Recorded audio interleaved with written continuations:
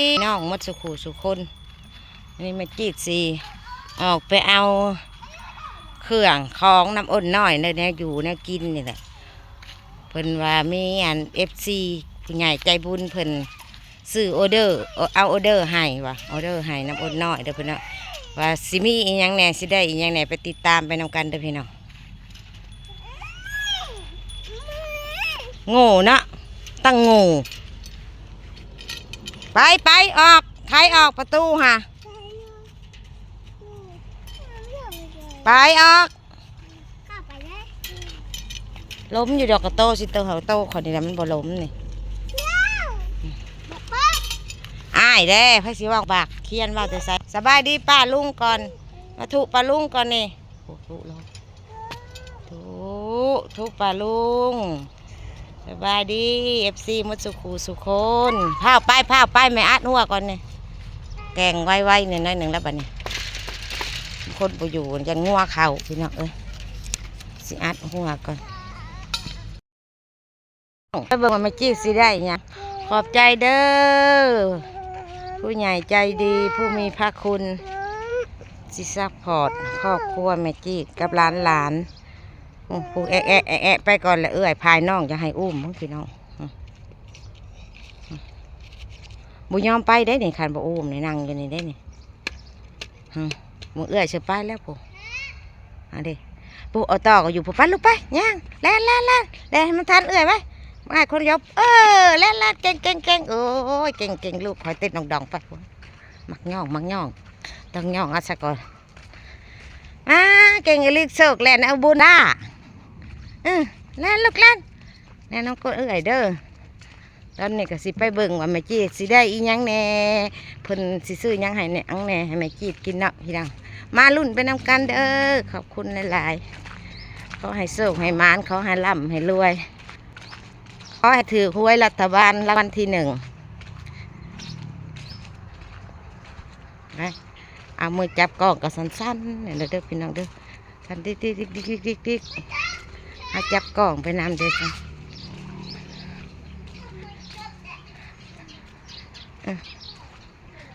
ก็ไม่จีดกับโทรศัพท์กับเพย์ไปหมดทุกอย่างทุกสิ่งทุกอันเดียดใจโอ้เสียได้ห้องเมื่อใดมอนบลาสุกหงอยู่เนาะมีผู้เก็บปะอะไรเห็นแล้วไปบ่เอาดอกบ่เก็บปะบ่เก็บปะไปหาโอนหมดได้ดังไพ่ได้หันได้ไปเนี่ยผักกระโดนกินกับกลาบปลาแล้วนี่พี่น้องยอดมันอ่อนๆผักกระโดนเพิ่นไปได้โชว์เอ้ยไปได้อันนี้ผักกระโดนน้ำเด้อตัวนี้อันนั้นผักกระโดนโคกผักกระโดนอันโคกผักกระโดน2 สายพันธุ์บุคือการอีกผักกระโดน1 สาย1ต่างหากไปลูกไปเบิ่งว่าปลาอ้นละปิ้งแล้วละบ่แนวกินแนวอยากนี่เนาะลูกชิ้นลูกหานละปิ้งแล้วละบ่ของกินใบบุญกับโชคชัยนี่ถ้าโอโต้นะออกมาก่อนใบบุญดิพี่น้องเอ้ยมานำมันอ้ายเพิ่นนำไอ้บอลเลิกจากโรงเรียนล่ะเจ้าเป็นบงรถกระลายทะเลไปเลยมาลุยๆจะออกไปได้หนทางนะพี่แว่พี่มาเด้พอดีป้าซุกพอดีมาแม่ผู้แรกจะก็ขีดินทรายผู้บัดนี้ผู้เห็นบ่พี่น้องแลนจะก้องขีดินทรายแล้วผู้อาบน้ำมาเดี๋ยวนี้ผู้ปีนกองขีดินเขาแล้วบัดนี้ถ้าโอโต้แห้งมือหัวเอกเบอร์ 1เลยพุ่นขึ้นแล้วเอาเพิ่มมาไพ่ใหม่ค่ะท่านนี่ให้เป็นอันซะหน่อยบริออกมาบ่ยังบริเอาหาเรามาพุ่นแล้วเนาะหาเรามากระถาเลย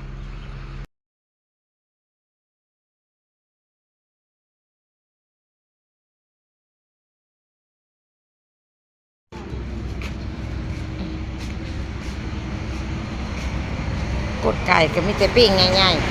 ๆมีแต่กดง่ายๆ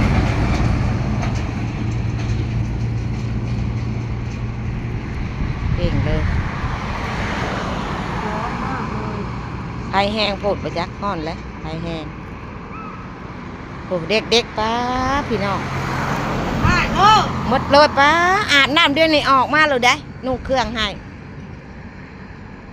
ยาเล่น ไปเห็ดหมักสไลเดอร์ละบัดนี้ มาเพิ่นให้ได้มาแม่ มาเดี๋ยวนี้มาเยอะคอยเมื่อป้าพวกเจ้าเยอะ วันนี้มีออเดอร์นะคะแม่จีดนะจะจัดออเดอร์ให้นะ เอามาหมดเลย จัดออเดอร์ให้ค่ะ เอาเดอร์อีกยัง อันนี้ใส่กรอกประวันด้วยค่ะ5 ไม้ อืม ไปกินกับลูกกับหลานนะเหลือก็เก็บไว้กิน อืมอย่าไปหลินทรายบุกสูบตายแล้ว ฮักอาบน้ำให้เฮาก็คือกันแล้ว เมื่อยได้คอย เมื่อยได้ไปบ่เมื่อยแม่แล้วอันนี้ก็ปล่อยไปแม่มาเอา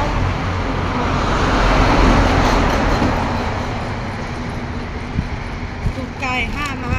ค่ะแม่จีด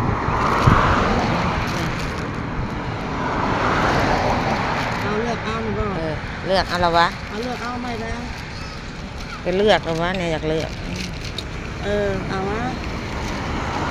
ไก่5 ไม้ค่ะแม่จีดค่ะ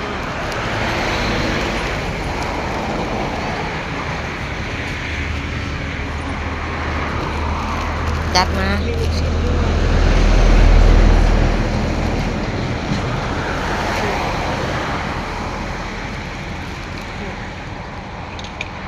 แปะเต็มแล้วเอาใส่อีกคน ยังอยู่ยังยังเต็มใส่นี่ก็ได้นะอดเลยจะได้หมดนี่จะใส่ยังหลายถุงเอามา2 ไม้หนึ่งว่ะยัง2 ไม้บ่ 15 ไม้ 15บ่ 8แล้วก็10 12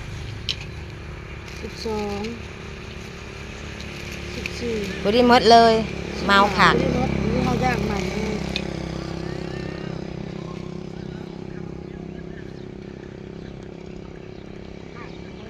นี่เรามาซื้อแล้วบัดนี้ลูกชิ้นหมด ซื้อก็เอาเข้ามา ลูกค้ามาซื้อแล้วบัดนี้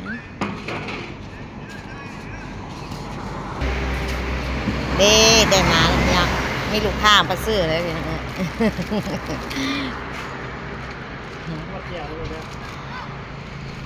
แจวก็มาอยู่ป่ะแจวมีอยู่ป่ะแจวฮะ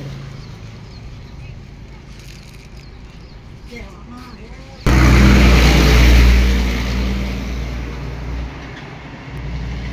เห็นเด็กๆเล่นกองดินทรายเลยสีไอ้น้องคักแน่สีไอ้น้อง กองดินทรายก็เดือดคักแน่ มิตรภูขักขักมิตรภูขักได้อดเลย เดือนที่นะมีลูกค้ามาซื้อ30,000 กีบถ้าเป็นเงินบาทก็50 บาท 50 บาทบ่30,000 กีบ นี่แหละพี่น้องพอดีของมันของการขายของ การอุดหนุน เดี๋ยวมีคนมาอะไรขาย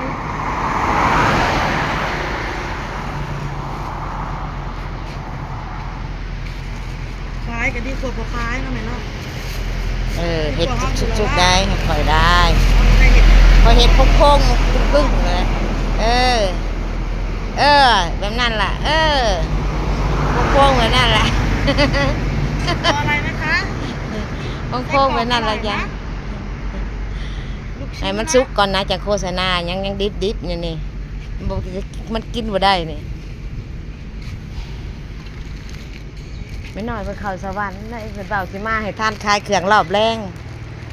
ยังบ่เห็น โอ้ยเนี่ยขับเนี่ยขามันมาแบบ ข้าจะว่านี่ ลูกค้าจะว่านะ หมูนะนะหมูบักบอนนะพ่อข้าวชิว่าแล้วก็พ่อหมูซะเอ็นเท่านี่เป็นที่คุย เพราะยัง บอนที่เขาเงียนบ่เดี๋ยวดิคอยลูกคอยบ่ให้กินเลยได้หรอเปล่า ไปหักเอายาก เพราะเราจะงิ่มเนาะเอาปิ้งไปเลย ใส่กรอกเพิ่นเฮ็ดใหม่เด้อพี่น้องเด้ออ้นหมักกินตอนเพิ่นเฮ็ดใหม่อ้นบ่หมักเปรี้ยว ปลา อ้น เฮื บ่ อง หมักร ส ส ม ส้ม เนาะ นะอ้นหมักแบบรสชาติที่เพิ่นเฮ็ดใหม่ๆนี่แหละ เอาใหม่แล้วมันเอาออกตัวนะได้แล้วตัวนะเอาออกกินได้บ่ออเดอร์ไม่จี กินเลยไหมกินเลยไหมโอ้ขี้ทีนะลองกินนะขี้ทีไปยัง เอาบ ถ่ายเด็กๆกินโล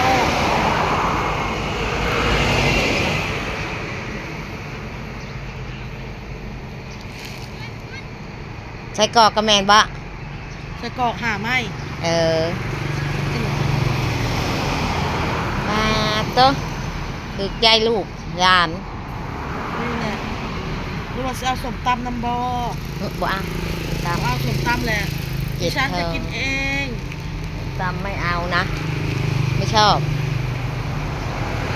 ตอนนี้ยังไม่อยากสมนะ ตอนนี้ยังไปถือผ้า เก็บพ่อ เปรี้ยว เดี๋ยวนึกว่าแม่ยังขนมอีกเอาไปอยู่เลย เอาน้ำพญายหวัน จัดเอาหัวโทรคุยกับคนจากเรื่องพี่น้องเรื่องเวลาคนหลวงพี่น้องเด้อเอาโตเอาตัวนั้นโตเอาโตเอาไปบุญเอาบอลมาเอาลูกมาเอา โอ้จับเอาอะไรบักหนาหน่อยนะให้คัก กอดใช้กอดมันได้แบบนี้นะ ฮะ เอาสาวเอาไปชี้จ้ะ เลือกเอาได้เลยเด้อพี่น้องขอบใจหลายๆได้แล้วออเดอร์ไม่เท่าน้อยก็หับเรียบร้อยเลยเด้อได้หับแล้ว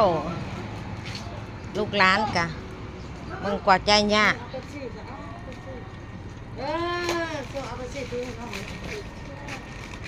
ได้เลยใส่กรอกได้แล้วก็ ยังนะใส่กรอกเด้อ น้องเด้อ ใส่กรอกนี่ยังบ่สุกแต่ข่อยปิ้งให้มันสุกก่อนเด้อ แล้วก็พาเด็กๆเขาเมื่อเนี่ย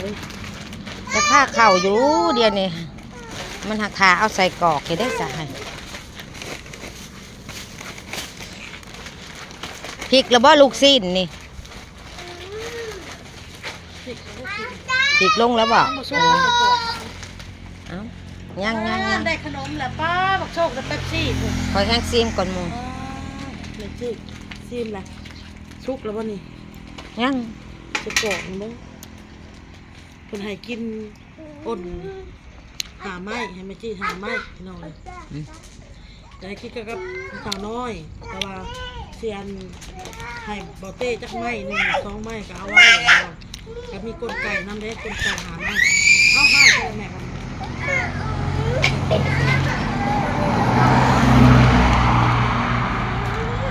ก็แม่เอาข้าวเข่าขึ้นมาหน่อย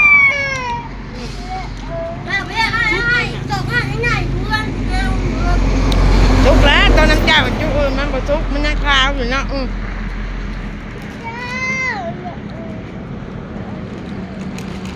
เมื่อกินอยู่เฮือนลูกเมื่อกินอยู่เฮือนหาใส่ท้องเมื่อกินอยู่เฮือน